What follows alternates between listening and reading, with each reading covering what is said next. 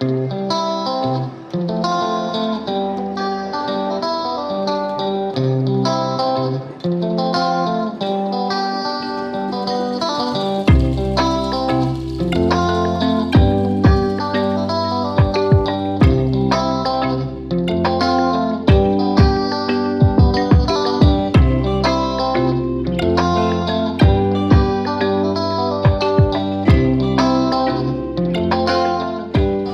रायजो राजाफोर नै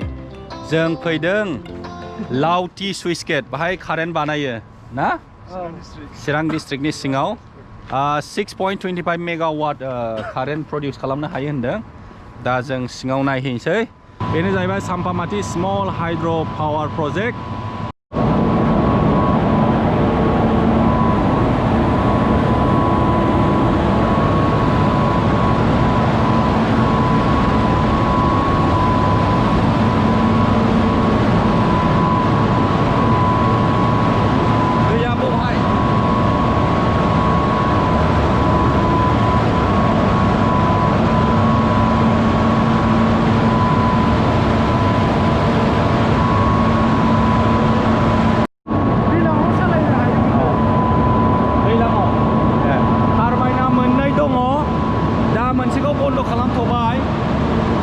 दैया खम बेनिफ्राय नैबेखौ सालायगासिनो दङ दैज्लां बोथोराव दैया बुरजा जायो नालाय टारबाइनखौ मोननैखौ सालायनो हायो जोङो दा बायहेरायाव ओंखारबोबाय बेनिफ्राय दैया मारैहाय बाज्रुमबोयो नोंथांमोननो देखायनोसै नैबेलाय दा दैया एसे खम बेनिखायनो टारबाइनखौ गंनैखौबो सालायनो हायाखै First time आं बे लावथियाव फैफेरदों सामफाबती स्मल हाइड्र पावार प्रोजेक्ट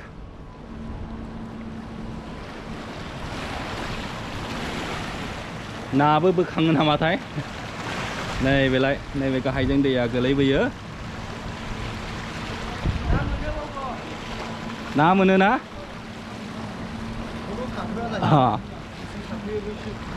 फंबायमोनहा आंखौ लाइमुथिनिफ्राय नैबे लावथिसिम दोनबोबाय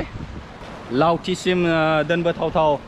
बे माबाखौबो बेरायनाय जाबाय ओमफ्राय भिडिअखौबो एसे बानायनाय जाबाय फंबायमोनहा मालाबाफोर नायफैफेरबायमोन नामा बे कारेन्ट बानायनायखौ औ खेबसे जाखो दासिमलाय गोबां जाबाय ओमफ्राय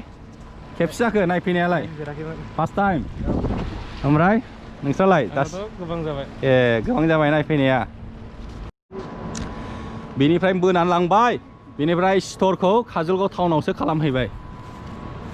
ओमफ्राय बेनिफ्राय बबेहाय साप्लाय हरो कारेन्टखौ ओरैनो गामियाव खालामबाय आरो गामि गामि काजलगावनिफ्राय काजलगावनिफ्राय गामि गामि रानना हरो जों दा एसे गाखोनो नागिरदों आरो सिगांनिफ्राय देखायगोन दैया मारैहाय बोसनो नायबेलाय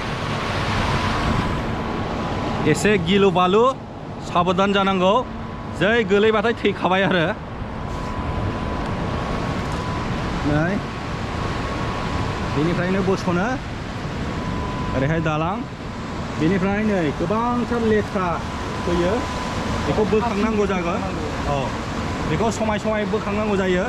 नैबेहाय नेट बायदि होनाय दङ जाहाथे बे लेथ्राया टारबाइनाव थांनानै टारबाइना गाज्रि जायो बायदि दामानि सम सम बेबायदि लेथ्रा फैनायखौ बोखारनांगौ जायो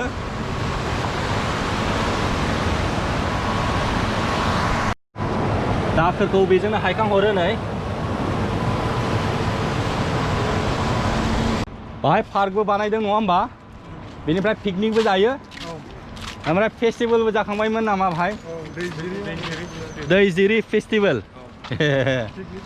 जों दा एसे बेरायलाबायनानै देखायनोसै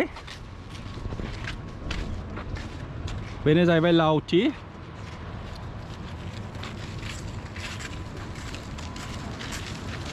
सेंग्राफ्रा मेरलाथार गेबला गेबला रानिखाता भुर पार्क गामिनि बेनो जाहैबाय साम्फा दैया बेनिफ्राय बाहाय सुइस गेट दङ दैखौ बाहाय होथेयो जाहाथे बे दैया ओरैजाय थांनानै बै हाइड्र' पावार प्रजेक्टआव गोलैहैयो नै बेलाय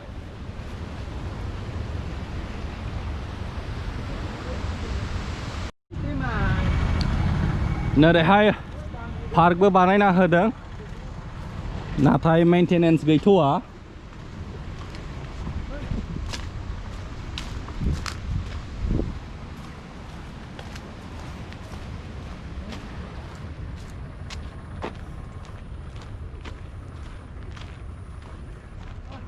पार्कआ बेनो जेबो मेंटेनेन्स गैया जेबो साजायाखै नै प्लास्टिक गारलालाबायनाय जानानै लोंनानै बेनो बिराद गाज्रि जोंनिया डिसिप्लिन गैया जाला लोंला गारला गारलि बेनो सुइच गेटआ दैज्लाङाव दैया बारा जायोबा बे सुइच गेटखौ हगारनानै होयो बेनिफ्राय दैया रानफिनबा बे गेटखौ होथेफिनो मानो होनबा बै हाइड्र' पावार प्रजेक्टआव दैखौ नांगौ जायो बेनिफ्राय हरैजाय डाइभार्ट खालामनानै बे हाइड्र' पावार प्रजेक्टनिथिं हगारनानै होयो